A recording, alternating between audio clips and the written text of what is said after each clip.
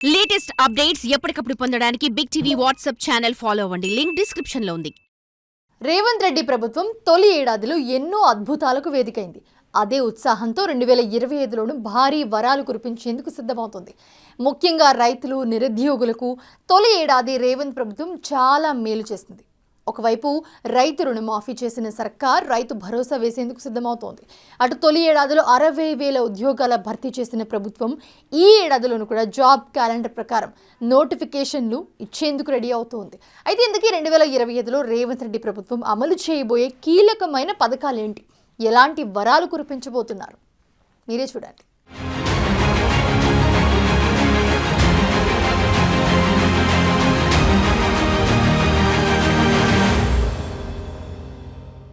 కొత్త ఏడాదిలో రేవంత్ రెడ్డి ప్రభుత్వం భారీ వరాల జల్లు కురిపించేందుకు సిద్ధమైంది. తొలి ఏడాదిలో చేసిన పనులు, ఇచ్చిన హామీల అమలు దిశగా పనిచేసిన ప్రభుత్వం 2025లో అత్యంత కీలకమైన హామీల అమలు దిశగా అడుగులు వేస్తోంది. తొలి ఏడాదిలో 60,000 ఉద్యోగాలివ్వటం, రైతు రుణమాఫీ చేయటం వంటి భారీ చర్యలతో ఆకట్టుకున్న కాంగ్రెస్ ప్రభుత్వం ఈ ఏడాది జనవరి నుంచే కీలకమైన కార్యక్రమాలు అమలు చేసేందుకు రంగం రెడీ చేసింది. అందులో అత్యంత కీలకమైంది రేషన్ కార్డుల జారీ. గత ప్రభుత్వ హయాంలో 10 ఏళ్లలో కొత్త రేషన్ కార్డులు ఇవ్వలేకపోయారు. దీంతో ఎన్నికల్లో ప్రజాగ్రహం స్పష్టంగా కనిపించింది. అందుకే రేవంత్ రెడ్డి ప్రభుత్వం అర్హులైన పేదలకు రేషన్ కార్డులు అందించేందుకు సిద్ధమవుతోంది. ఎవరికి రేషన్ కార్డులివ్వాలి, ఎవరు అర్హులు, ఎవరు అనర్హులు అన్న విషయాలపై గైడ్లైన్స్ రెడీ చేసేందుకు ఇప్పటికే మంత్రివర్గ ఉపసంఘాన్ని ఏర్పాటు చేసింది. ఆ సబ్ కమిటీ రిపోర్ట్ ఇచ్చేందుకు కూడా సిద్ధమైంది. నిజానికి రేషన్ కార్డులో గల్లంతైన పేర్లు, కొత్తగా జన్మించిన వారి పేర్లు, పెళ్లి చేసుకున్న వారి పేర్లు నమోదు చేసుకోవటానికి అవకాశం లేకపోవడంతో ప్రజలు సంక్షేమ పథకాలకు దూరమవుతున్నారు. అయితే ఇటీవల ప్రజా పాలనలో భాగంగా సంక్షేమ పథకాల లబ్ధి కోసం రేషన్ కార్డుల దరఖాస్తులు కూడా స్వీకరించారు.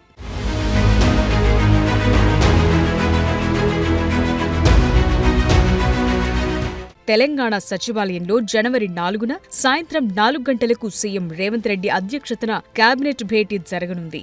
రైతు భరోసా, భూమి లేని పేదలకు నగదు బదిలీపై ప్రధానంగా చర్చిస్తారని తెలిసింది. అందులో నిర్ణయం తీసుకుంటే సంక్రాంతికి పేదలకు వైట్ రేషన్ కార్డుల విషయంలో స్పష్టత రావడంతో పాటే ఇవ్వటం కూడా మొదలవబోతోంది. అంటే ఏళ్లకేళ్లు రేషన్ కార్డుల కోసం నిరీక్షించిన కుటుంబాలకు కొత్త ఏడాదిలో బిగ్ రిలీఫ్ అందించబోతోంది రేవంత్ ప్రభుత్వం. మొన్నటికి మొన్న అసెంబ్లీలోనూ రేషన్ కార్డుల విషయంపై తెలంగాణ ప్రభుత్వం క్లారిటీ ఇచ్చింది. సంక్రాంతి తర్వాత కొత్త తెల్ల రేషన్ కార్డులు మంజూరు చేస్తామంది ప్రభుత్వం. అయితే ఈసారి రేషన్ కార్డుల స్థానంలో స్మార్ట్ కార్డులు జారీ చేయనున్నట్లు తెలిపింది. త్వరలోనే ఆ ప్రక్రియ పూర్తి చేస్తామని పౌర సరఫరాల శాఖ మంత్రి ఉత్తమ్ కుమార్ రెడ్డి ఇప్పటికే ప్రకటించారు. సో ఎన్ని గండాలొచ్చినా రేషన్ కార్డులు ఇవ్వటం ఖాయమైపోయింది. దీన్ని ఇక వాయిదాలు వేయకూడదని ప్రభుత్వం డిసైడ్ అయింది. అందుకే అర్హులకే వైట్ కార్డులు ఇవ్వబోతున్నారు.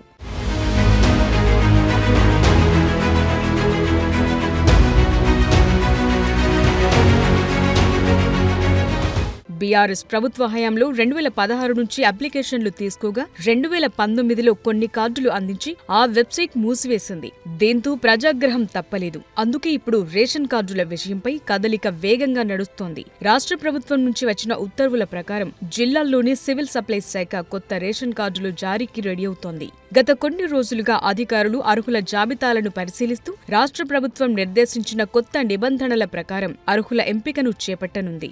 గుజరాత్, ఏపీ, కేరళ, మహారాష్ట్ర, పంజాబ్ సహా మరికొన్ని రాష్ట్రాల్లో వైట్ కార్డుల కోసం ఏ విధంగా లబ్ధిదారులను ఎంపిక చేశారు, వాటిని పరిశీలించి నిబంధనలు మార్చనున్నారు. ఆ ప్రకారమే కొత్త రేషన్ కార్డులొచ్చే ఛాన్సెస్ కనిపిస్తున్నాయి.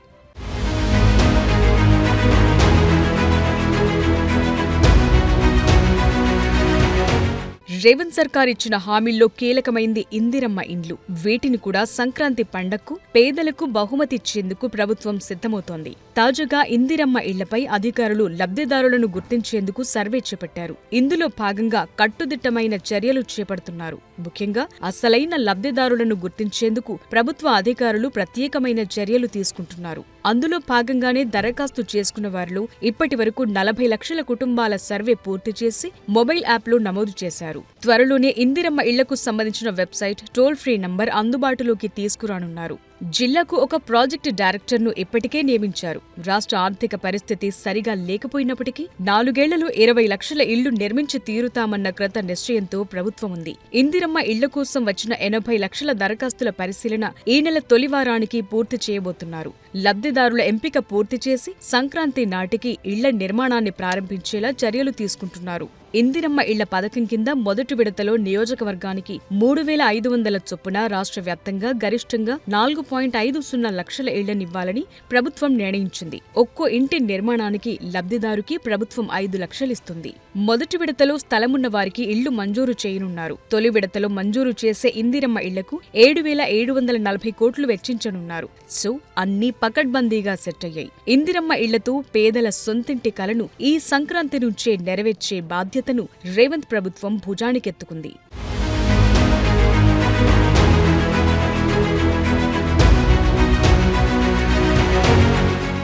అటు రైతు భరోసా అమలుకు ముహూర్తం ఖరారయింది. కొత్త సంవత్సరంలో సంక్రాంతి కానుకగా ఈ పథకాన్ని అమలు చేయాలని తెలంగాణ ప్రభుత్వం నిర్ణయించింది. జనవరి 4న జరగబోయే కేబినెట్ సమావేశం చాలా ప్రశ్నలకు క్లారిటీ ఇవ్వబోతోంది. రైతు భరోసా విధి విధానాలపై ఏర్పాటు చేసిన కేబినెట్ సబ్ కమిటీ రిపోర్టును ఆమోదించే అవకాశాలున్నాయి. ఈ సబ్ కమిటీ ఇప్పటికే తుది కసరత్తు పూర్తి చేసింది కూడా. వానాకాలం, యాసంగి సీజన్లలో రైతు ఎంత మేర భూమి సాగు చేస్తే అంత విస్తీర్ణానికే లెక్కగట్టి రైతు భరోసా ఇవ్వాలన్న ఆలోచనతో ఉన్నారు. అందరూ ఎదురు చూస్తున్న రైతు భరోసా, భూమి లేని పేదలకు నగదు బదిలీపై మంత్రివర్గ సమావేశంలో పూర్తి క్లారిటీ రాబోతోంది.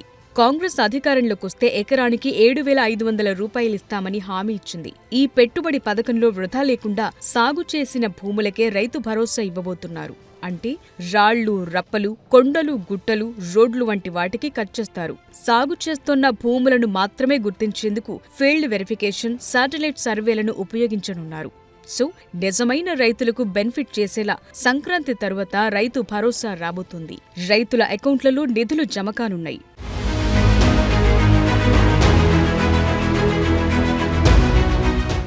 మరోవైపు భూమి లేని పేదలకు 12,000 ఆర్థిక సాయం అందిస్తామని ప్రభుత్వం ఇప్పటికే ప్రకటించింది. దీన్ని డిసెంబర్ నెలలోనే అమలు చేస్తామని డిప్యూటీ సీఎం భట్టి విక్రమార్క వెల్లడించినప్పటికీ అది అమలు కాలేదు. అయితే జనవరిలో మాత్రం దీన్ని ఖచ్చితంగా అమలు చేసేందుకు రాష్ట్ర ప్రభుత్వం గట్టి పట్టుదలతో కనిపిస్తోంది. ఎందుకంటే భూమి ఉన్నవారు సాగు చేసుకుంటారు, ఆదాయం వస్తుంది. కానీ భూమి లేని వారు వ్యవసాయ కూలీలుగా ఉంటున్నారు. వారికి తగినంత ఆదాయం లేకుండా పోయింది. సో వారిని కూడా ఆదుకునేందుకు కాంగ్రెస్ గతంలోనే ఆలోచన చేసింది. అందులో భాగంగానే ఏడాదికి 12,000 రూపాయలు 2 విడతలుగా అందించనున్నారు. తెలంగాణలో మొత్తం 1.16 కోట్ల కుటుంబాలు ఉన్నట్లు ఇటీవల ఇంటింటి సర్వేల్లో వెల్లడైంది.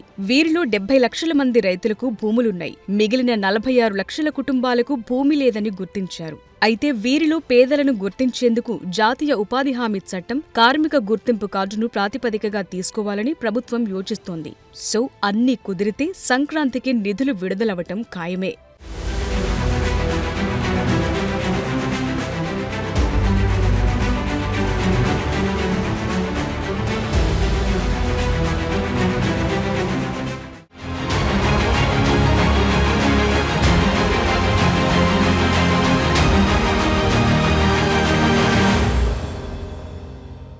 కొత్త ఏడాదిలో సమస్యలు తీర్చేలా, రిలీఫ్ తెచ్చేలా, రైతులకు కొత్త మేలు చేసేలా, అభివృద్ధి, సంక్షేమం పరుగులు తీసేలా రేవంత్ రెడ్డి ప్రభుత్వం కార్యాచరణ రెడీ చేసింది.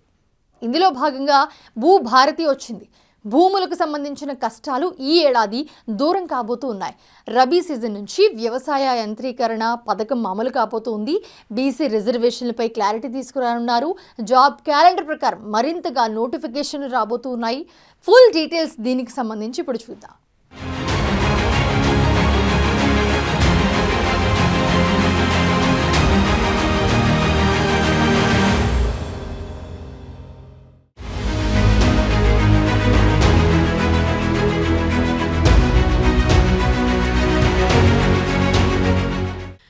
6/6/2024 భూభారతి బిల్ సమస్త భూ సమస్యలకు పరిష్కారం చూపే దిశగా రూపుదిద్దుకుంది.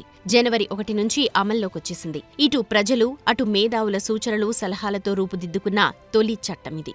భూమి చుట్టూ సమస్య ఏమున్నది రైతులకు, జనాలకే తెలుసు. అందుకే ఎలాంటి పరిష్కారాలు ఉంటే సమంజసమో వాటినే పొందుపరుస్తూ భూభారతి తీసుకొచ్చారు. ధరణిలాగా 1,00,000 సమస్యలను మోసుకురావడం కాదు, ఒక్క దెబ్బతో సమస్యలన్నీ సెటిల్ చేసేలా భూభారతి కాస్త లేటుగా అయినా లేటెస్ట్ గా వచ్చింది. కొత్త ఏడాదిలో రైతుల భూ సమస్యలన్నీ తీర్చబోతోంది.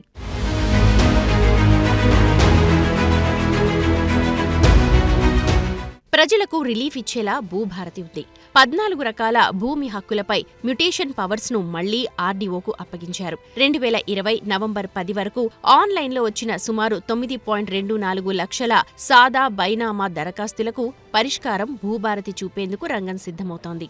అంతేకాదు, దేశంలో ప్రతి పౌరుడికి ఆధార్ నెంబర్ ఎలా ఉంటుందో మన రాష్ట్రంలో భూములకు భూధార్ నంబర్ ఇవ్వబోతున్నారు. 2014కు ముందు రెవెన్యూ రికార్డుల నిర్వహణ, జమాబందీ ఎలా ఉండేదో 2025 నుంచి అలాగే కొనసాగించబోతున్నారు. త్వరలోనే ప్రతి రెవెన్యూ గ్రామానికి ఒక అధికారి ఉండబోతున్నారు. సో ప్రభుత్వ భూమికి, ప్రజల భూమికి పక్కాగా లెక్క ఉండేలా చూస్తున్నారు. భూ వివాదాల గ్రీవెన్స్, అప్పీళ్ల కోసం ల్యాండ్ ట్రిబ్యునల్స్ ఏర్పాటవుతాయి. ప్రభుత్వ ఆస్తుల్ని, రికార్డుల్ని ఉద్దేశపూర్వకంగా ఎవరైనా తారుమారు చేస్తే సీసీఎల్ఏ ద్వారా రివిజన్ చేసుకునే ఆప్షన్ కూడా వచ్చేసింది. ఇక 2014కి ముందు పాస్ బుక్లు కలిగి ఉండి అనుభవదారుడిగా పొజిషన్లో ఉన్నవారు ధరణి తర్వాత రోడ్డున పడ్డారు.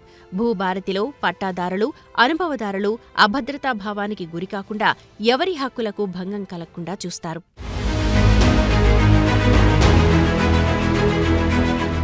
రెండు 2014కు ముందు సబ్ రిజిస్టర్ ఆఫీసుల దగ్గర ఉన్న ప్రభుత్వ భూముల జాబితాలోని రెవెన్యూ, ఎండోమెంట్, వక్ఫ్, భూదాన్, ఫారెస్ట్ లాంటి భూముల వివరాలను ధరణిలోని డేటాతో పోల్చి చూసి అన్యాక్రాంతమైన భూముల వివరాలను బయటకు తేబోతున్నారు. అంటే ఎక్కడ ట్యాంపర్ జరిగి ఆ భూమి ఎవరి ఖాతాలోకి వెళ్లాయో పాలకు పాలు, నీళ్లకు నీళ్లు ఈ ఏడాదిలోనే తేల్చబోతున్నారు. ఫోరెన్సిక్ ఆడిట్ జరగబోతోంది. అటు కేసీఆర్ ప్రభుత్వం రెండోసారి అధికారంలోకి రాగానే వ్యవసాయ యాంత్రీకరణ పథకాన్ని నిలిపివేసింది. 2018 నుంచి 2023 వరకు రైతులకు ఏ పనిముట్లను కూడా సబ్సిడీపై పంపిణీ చేయలేదు. విత్తన రాయితీలను ఎత్తివేశారు. కేవలం రైతు బంధు, రైతు బీమాకే పరిమితమైంది. అయితే కాంగ్రెస్ ప్రభుత్వం ఈ రబీ సీజన్ నుంచి వ్యవసాయ యాంత్రీకరణ పథకాన్ని అమలు చేయాలని డిసైడ్ అయింది. కేంద్ర ప్రభుత్వ సపోర్ట్తో యాంత్రీకరణ పథకాన్ని అమలు చేయనుంది. రాష్ట్రీయ కృషి వికాస్ యోజన పథకంలో కేంద్ర ప్రభుత్వం 60% ఆర్థిక సహాయం చేస్తుంది. 40% రాష్ట్ర ప్రభుత్వం మ్యాచింగ్ గ్రాంట్ చెల్లిస్తే సరిపోతుంది. అందుకే 2024-25 ఆర్థిక సంవత్సరానికి కేంద్రం 26 కోట్లు కేటాయించింది. రాష్ట్ర ప్రభుత్వం 20 కోట్లు తన వాటాగా జమ చేసింది. మొత్తం 46 కోట్లతో యాంత్రీకరణ పథకం యాసంగి నుంచి పట్టాలెక్కనుంది. వ్యవసాయ అనుబంధ కార్పొరేషన్ల ద్వారా కాకుండా నేరుగా వ్యవసాయ శాఖ ద్వారా యాంత్రీకరణ పథకాన్ని అమలు చేయనున్నారు. ఇందులో రోటోవేటర్లు, పవర్ టిల్లర్లు, తైవాన్ స్ప్రేయర్లు, పసుపు ఉడకబెట్టే బాయిలర్లు, మొక్కజొన్నలు ఒలిచే మెషీన్లు, హార్వెస్టర్లు, పత్తి తీసే యంత్రాలు, గడ్డి కత్తిరించే మెషీన్లు, మామిడికాయలు కోసే నాగళ్లు లాంటి పనిముట్లను రైతులకు సబ్సిడీపై పంపిణీ చేయనున్నారు. మార్గదర్శకాలు రూపొందించి సంక్రాంతికి పథకాన్ని ప్రారంభించనున్నారు.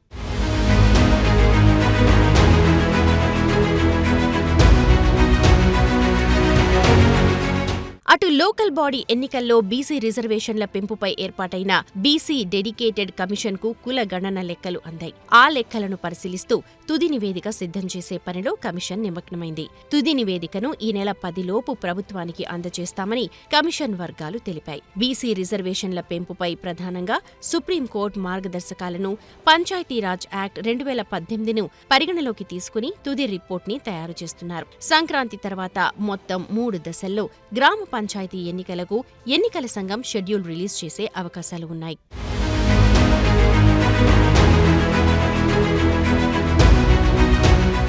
రాష్ట్ర ప్రభుత్వం ప్రతిష్టాత్మకంగా చేపట్టనున్న మూసీ రివర్ ఫ్రంట్ అభివృద్ధి ప్రాజెక్టులలో ముందడుగు పడింది. ప్రపంచ బ్యాంక్ నుంచి రుణం తీసుకునేందుకు రాష్ట్ర ప్రభుత్వానికి సూత్రప్రాయంగా అనుమతొచ్చింది. ఈ మేరకు రాష్ట్ర ప్రభుత్వానికి కేంద్రం లేఖ రాసింది. రుణ ఒప్పందానికి ముందే డీపీఆర్లు సమర్పించాలని కేంద్రం ఆదేశించింది. త్వరలోనే డీపీఆర్లు పూర్తి చేయించి కేంద్రం, ప్రపంచ బ్యాంకు అందించేందుకు మూసీ రివర్ డెవలప్మెంట్ కార్పొరేషన్ సిద్ధమవుతోంది.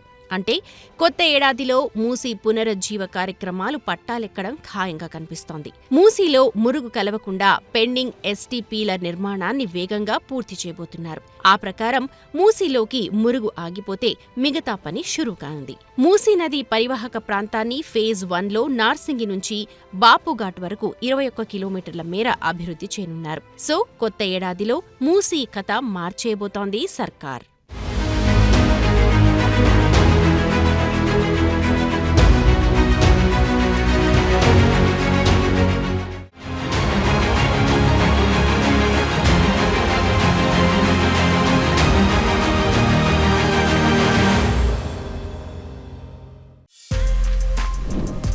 For more videos like this, subscribe Big TV channel.